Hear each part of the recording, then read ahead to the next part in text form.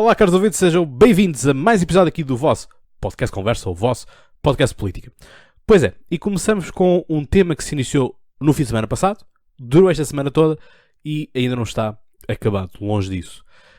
Bom, aquilo que vocês começaram foi... Os primeiros sinais que eu tive disto foi, curiosamente, eu estava na estrada, estava em trabalho e, portanto, foi justamente a propósito das vossas questões no Instagram. Quando aos sábados no Instagram eu faço aquela parte de vocês fazerem as vossas questões, as vossas perguntas, por isso sigam o Instagram do Podcast Conversa, sigam a mim também, Cláudio Fonseca, e sigam também o Polititank. Pois é, eu decidi criar um think tank de política nacional e internacional, portanto é o Polititank. É uma questão de vocês também procurarem aqui no YouTube, no Spotify, Apple Podcasts e também no Instagram, porque criamos também um podcast chamado Gabinete de Crise. E, portanto, gravamos todos os domingos. Portanto, hoje é domingo, hoje é dia 9 de maio, dia da Europa, e, portanto, é o mês da Europa que nós dedicamos no Think Tank, em que estamos a fazer publicações sobre todos os países da Europa, para vocês conhecerem também que, afinal, que Europa é que nós temos, que Europa é esta e para onde é que nós vamos. Portanto, estejam atentos, então, ao Polititank e ao Gabinete de Crise. Portanto, comecei a ser notificado com isto, e comecei a procurar. Ora, aquilo que eram as primeiras indicações eram as expropriações e de uma requisição civil que o Estado estava a fazer, e portanto eu achei que isso era um problema, assim, à primeira vista gravíssimo, não apenas pela questão de ser uma requisição civil assim tão severa, mas também porque é que estava a acontecer isto com os imigrantes. Ora bem, a questão é que aquilo que nós temos em Odmira não é, infelizmente, uma questão única. Vale a pena dizer, e criticar obviamente o André Ventura, que fala dos portugueses de bem, que é os portugueses de bem parece que não querem ir para a agricultura. Os portugueses de bem todos querem ser doutores. E portanto os campos estão abandonados. Eu não estou a dizer que as pessoas que estão no campo têm que eternamente pertencer ao campo. Nada disso. Mas o campo também é um trabalho digno como outro qualquer. E portanto temos que criar também bons engenheiros agrónomos para também termos uma outra agricultura que não seja a nossa agricultura típica de autossubsistência, e portanto depois tínhamos que andar a importar produtos de outros países também e a exportar o nosso bom produto para os mercados lá fora, porque pagam mais do que aqueles que são pagos internamente. Portanto, é uma tristeza como os supermercados também ganham imenso sobre aquilo que são os reais participantes nisto, são os agricultores, são aqueles que todos os dias do ano estão a cuidar das produções agrícolas, estão a trabalhar no campo. Ora, aquilo que nós temos é justamente uma vinda de imigrantes que vêm para cá para trabalharem nas estufas, não é? nas nossas plantações, que muitos portugueses não querem trabalhar. Ora, aquilo que acontece é que vêm muitos vindos do Bangladesh, do Vietnã, do Paquistão, da Índia e por outros países que vocês conhecem e sabem como as coisas são. A questão é que todos nós conhecemos isto. Nós, quando vamos para o Algarve, e Odmira é o calha em caminho, todos nós vemos à beira da estrada um amontoar de pessoas que estão à espera dos transportes, que estão à espera de carrinhas que os vão levar e tudo mais. A questão é, as pessoas vêm para cá em busca de melhores condições de vida, e aquilo que depois têm são contentores autorizados pelo Estado que são uma verdadeira vergonha. Eu, como tive aulas em contentores, por causa da falência da Parque Escolar, portanto a minha escola, a Escola Secundária João de Barros, em Corroios, foi uma das escolas intervencionadas, já esteve parada 3 vezes as obras, e parece que vai agora recomeçar novamente. Sem grandes esperanças, devo-vos eu dizer, e portanto sei o que é estar em contentores. Contentores daquilo que era o bar da escola, contentores daquilo que era a casa de banho, e também contentores daquilo que eram as salas de aula. É uma coisa muito engraçada, mas só dura para aí 3 meses.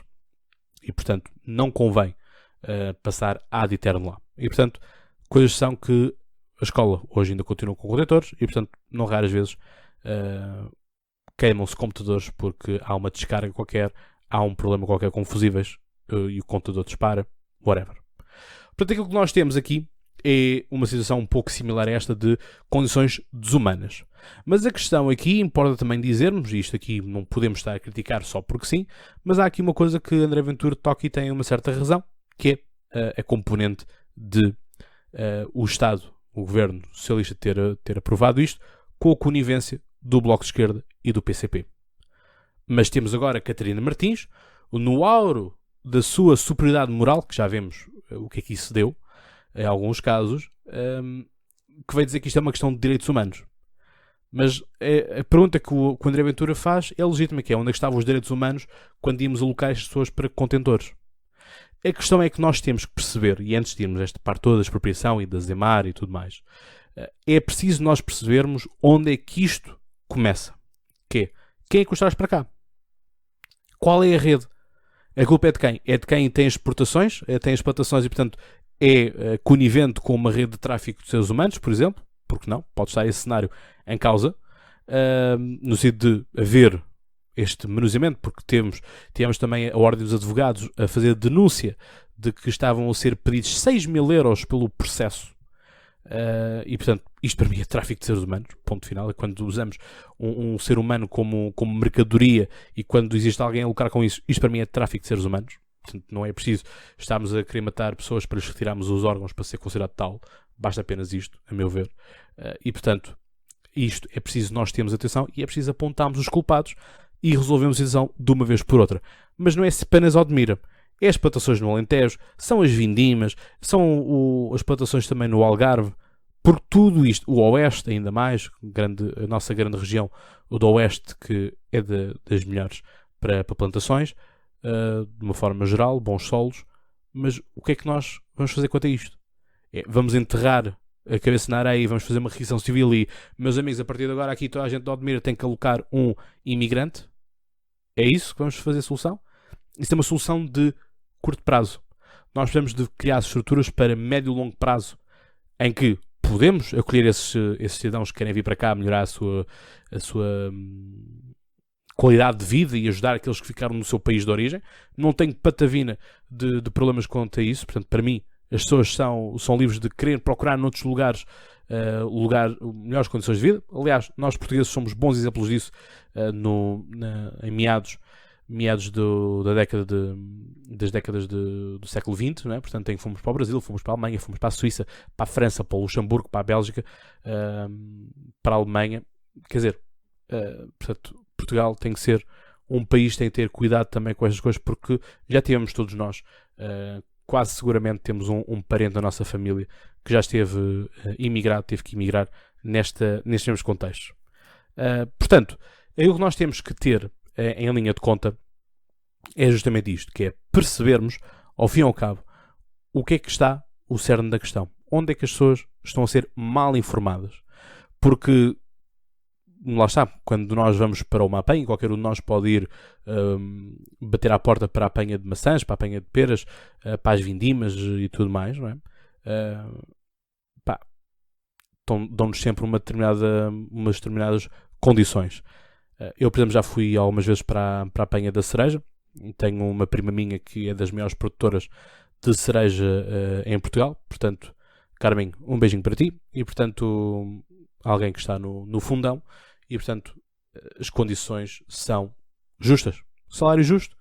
Condições também de descanso e de refeição e de estadia para quem assim o necessitar também. Portanto, é isto que é necessário nós entendermos. É isto que nós temos que perceber, ao fim e ao cabo, o que é que andamos aqui a fazer, o que é que nós pretendemos fazer. Agora vamos à Zemar. A Zemar, eu honestamente, para vos ser muito sincero, quando vi aquilo, vejo ervas por todo o lado, não é? Portanto, campo bravo, por assim dizer, mas aquilo parecia um museu tirado do League of Zelda, não é? Portanto, um videojogo bastante conhecido da Nintendo, se não estou enganado, ou pelo menos que teve uma grande expressão na Nintendo. E depois parece também o cartaz do World War Z, não é? Portanto, aquele filme com o Brad Pitt sobre a parte zombie. Eu não vi o filme, mas lembro do cartaz. Ora, aquilo está assim uma coisa fantasmagórica. E a questão é que depois tive a fazer pesquisa e tive também a olhar para as declarações do Eduardo Cabrita, que enfim, todos nós gozámos com o Eduardo Cabrita. Vocês, se forem à aba dos Reels e ao IGTV também do vosso podcast Conversa no Instagram e também no YouTube, vou encontrar também uma paródia que eu acabei por fazer com o Eduardo Cabrita. Portanto, o que é que nós temos? Temos a Zemar, que está falida, em processo de insolvência, e quem é que é o credor? É o Estado. Pois é. Isto aqui acaba por mudar muita coisa, que é, quando é o credor pode fazer várias coisas.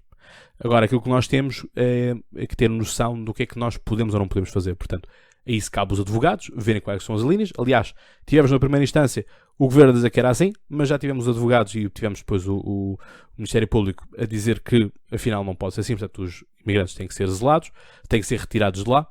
Mas o engraçado é que fazem tudo isto à noite. Eu no Twitter, enfim, vocês sabem que eu não ando muito no Twitter, mas lá decidi ir, dar uma voltinha no Twitter, e escrevi que eu não sei qual é que é a panca que o Governo tem com a noite, é que se fosse o Pedro Santana Lopes eu ainda conseguia perceber. E é um pouco isto. É tudo feito à noite. É tudo feito na calada da noite. Mas há aqui outra questão. É que nós estamos no mês do Ramadão. Portanto, não sei até que ponto questões religiosas não estão aqui envolvidas, mas importa nós vermos isso, importa nós termos em atenção isto que nós temos também que analisar e perceber.